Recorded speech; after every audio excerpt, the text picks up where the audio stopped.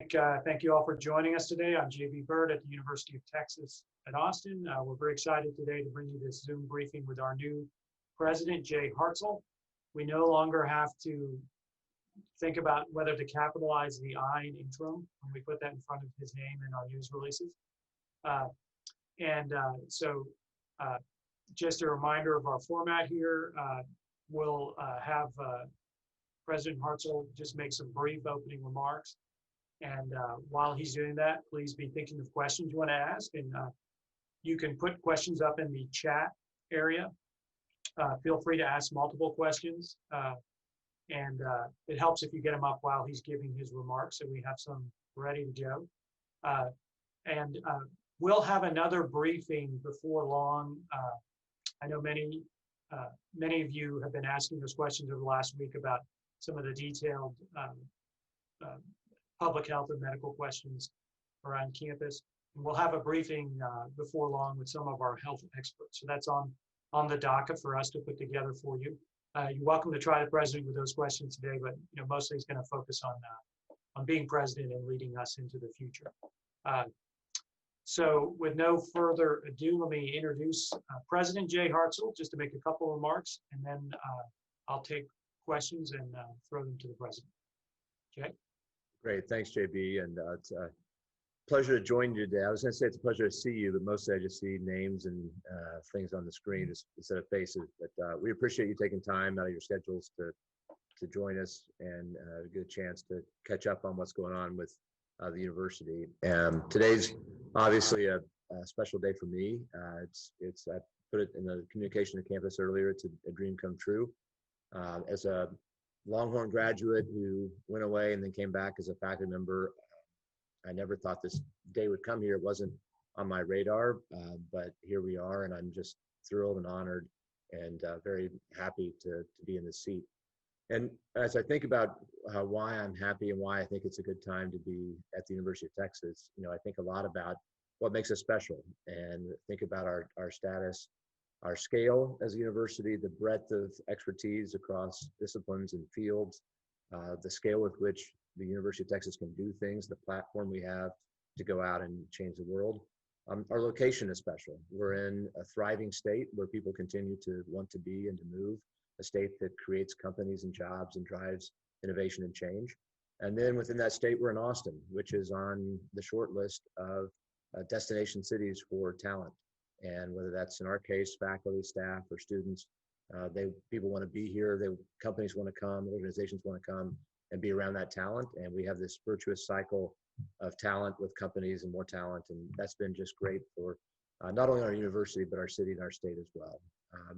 Meanwhile, you've got an incredible alumni base, over 500,000 living alums, which is just a tremendous asset for our university as we think about how to use our alumni base to teach and to do research and to help our students.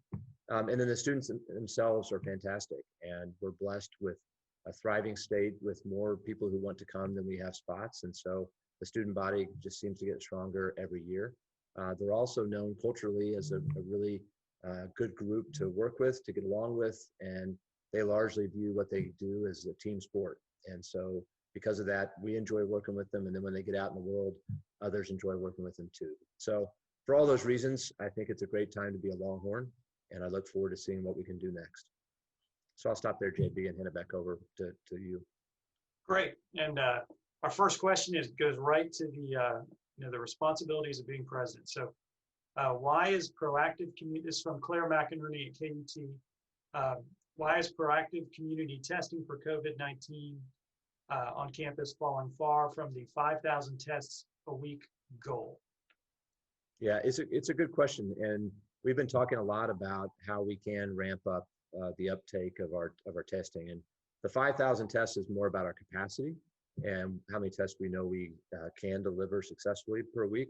And we're not delivering that many yet. And so we continue to go out and find ways and to work largely with the student body, but all of our community to try to get more people to take advantage of our testing capabilities. So for us, it's been everything from moving testing sites out into the community. So taking a site into West Campus, for example, or Jester Dormitory or other places where to make it easier for people. We also are making sure we communicate to students that we want them to participate. This is not a student conduct issue, for example, that it's in their best interest for the community and for them to participate in the testing. So we are optimistic that as we continue to make this push and effort understood and better known throughout campus, that those numbers will go up over time and we'll use more and more of our capacity. Great, thank you. And then a question from Adela Uchida. What is your take on historic inequities at UT, and how do you help the university move forward? Is diversity something that's a focus? How do you include people who typically hadn't been included? Yeah, that's a really good question, and clearly the issues around a diverse and thriving campus and one where everybody feels included and like they belong have been on everybody's mind really for years, but in a sharper focus clearly coming out of the summer and the last several months. And it is important for us to attract the very best and brightest students, faculty, and staff to campus, whatever background they come from. Furthermore, we think that outcomes are better, that learning outcomes are better if we bring people from a more diverse set of backgrounds, areas of expertise, skills, gender, race, you name it. If we get people that are more diverse together, then we think there's better solutions to problems and the learning environment's better. So that is a focus of ours. It's been a focus, but it's something that we continue to work on. And you may have seen the numbers that came out yesterday. And we had all-time highs in the number of Black students, the number of Latino students who came to campus this year as part of our efforts. So we're moving that way, but we continue to work on it.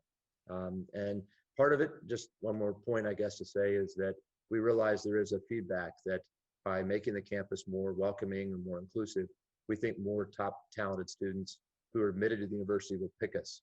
And so that is part of our effort, is to make sure that the campus is welcoming to help those students choose us as their educational home. Great, thanks. And Adela, I'll come back and get your other question here a little later. We have another question from Claire at KUT. Are you making any changes to football games after testing your processes at the first one? Yeah, thank you. We continue to work on the football games and learn from what we did. And so we are taking sort of feedback from the experience of our fans, what we've learned from people that watched how the game progressed. So we will be continuing to tweak and to learn. The overall broad idea of capacity in the stadium and how we tested our students, for example, we currently can plan to do that at the next home game, but we also realize that that's still something like 10 days away, and things may change and we may have to adjust, as we've all had to do during COVID. Great. And then going back to Adela, how about international students at this time? With COVID as a concern, what is the university doing to accommodate foreign students? Yes, and the data that came out yesterday, you may have seen, but one of the soft spots in our enrollment this year, like so many institutions around the country, was international students. So we have fewer international students enrolled this year than we did last year, like most of higher education across the country. So it is something that we talk about and we're concerned about. And so our approaches have been multifaceted, everything from the way that we're approaching in-person and hybrid learning to give students more flexibility and where they can take classes from, but also making sure that we have an in-person component so that our campus as a whole can be a campus where students have more of an ability to get a visa to come here. We're doing more around engagement. How do we have students who may be doing things remotely, whether that's from Dallas or abroad, but how do we make sure those students feel like they're engaged with our faculty, engaged with each other? And that's been just a wide array of creative solutions, many driven by our faculty who are figuring out new ways to engage those students outside of the typical classroom environment. Great.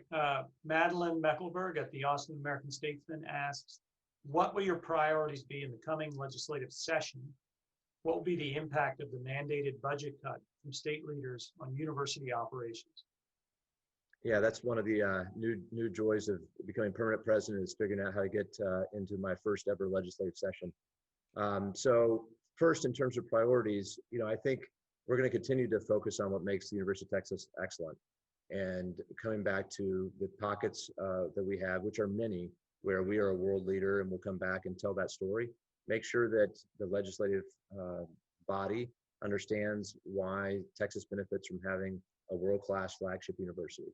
So there's a part of it that is just telling our story well and making sure people understand that across the entire state, that having the University of Texas be a university of the first class is in everyone's best interest. So really protecting and advancing our push towards excellence is first and foremost in our minds. The second question about the cuts, it's too early to tell. We've gotten some early guidance that everybody else has gotten as well. But until we really go through the session and know what the final outcome is, it's too early for us to tell what the impact of that budgetary outlook would be on the university. All right, Claire, again, have you taken any or has the university taken any disciplinary actions for any students who were caught violating COVID procedures? So I guess if the question is, have we done things like suspend students or expel them? Not to my knowledge. We have done things where we have tried to provide, positive reinforcement. So our approach has been toward one of more positive, trying to worry about students' health and wellness first and foremost. And our fear in part, this is back to the testing question, our fear in part is if the disciplinary side were too heavy-handed, then we might lose the ability for students to want to willingly engage in our testing procedures. So we have been focusing more on positive and, for example, sending students reminders or nudging them that they're not behaving the way we'd hope, and so here are the positive steps we can take. We have been partnering with the city, as many of you are aware, when we know of things that happened off of our campus. So we are communicating with the city regularly so that the city can work toward enforcing its rules too. And Claire has one more follow-up. On proactive testing, will the university require students to come get tested? Yeah, if the question is, would we ever, force a student to get tested? I don't see us going down that path. Again, our approach is more around the positive and how can we encourage students to get tested, explain why it's best for them and best for our community. And there are places like a football game where we can bundle the opportunity to take a test with something that's extracurricular, like a football game, and pairing those up and saying, if you'd like to go to this football game, a test can make that happen. We think that's a natural thing that is a more positive way to approach this issue for our community. Great. And so an additional question from Adela. Going back to historic inequities, how do you as president lead in the face of some of UT's history, whether it's traditional songs or the Confederate statues that were removed?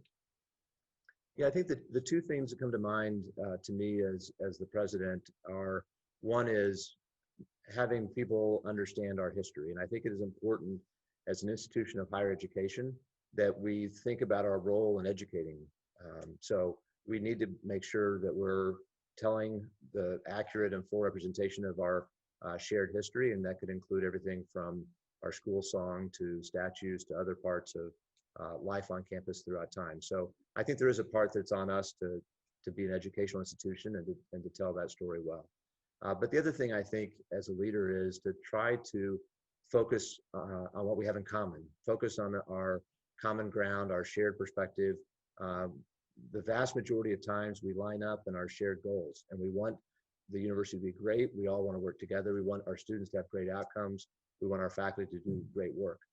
So to me, if we can continue to focus on the huge number of things we have in common and our shared goals and our shared ambitions, then that's a way we can try to find a path through these challenges that is more positive rather than something that could be divisive. All right, so I'll give it just a minute here to see if there are any additional questions, and if not, I know that there'll be plenty of other opportunities in the months and years to come to talk with President Hartzell, and so we look forward to talking with you on future stories down the road. Looks like that's it. We've wrapped up. So I'll just, if you want to send us off, Jay, and then we'll connect with you guys at a future news conference. Great. Well, thank you all again for joining, and thank you for your interest in the university and all that we do. As I mentioned at the beginning, it's a real honor to serve as the university's 30th president, and I look forward to working with all of our great faculty, staff, students, and alumni to advance this wonderful university. So thanks again, and hook 'em. Oh, we have one last question. Oh, After it's that probably great gonna be poetic a really ending. hard one too. Yeah. All right, Andrew, hurry. Andrew, we'll take your question. This is Andrew Zhang from the Daily Texan. So we'll wait on your question, Andrew. It'll be a good one, I'm sure. All right. Okay, on songs specifically, President Hartzell, you said over the summer that UT would work to reclaim the eyes of Texas as our alma mater. Recently, a social media movement was started to rewrite, not reclaim this song. How is UT working to take tangible action in response to backlash over the song? And how do you plan to assuage the emotions of students who are concerned about the song's nature? Yeah, thank you for the question, Andrew. And there is a process there. And I understood as we came out with what we decided this summer that this is not going to be easy in the sense of immediacy, that there was going to be something that we had to work through together as a community, as I said before, to ideally come together in a way that's united at the end of it. So we are getting started on the process of our plans for the school song and our history. So I hope to communicate with campus next week about how we're getting that effort underway.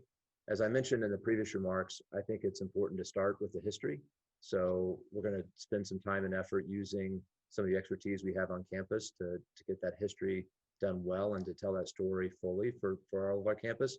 And my hope is then once we have kind of a level set where we're all working off the same basis, then we can start to talk about how the song can be a unifying force for our campus as we move forward. All right, thank you, everybody. I think we're going to wrap it up with that, and we'll see you at the next Zoom briefing before long. Thank you very much. Great, thank you.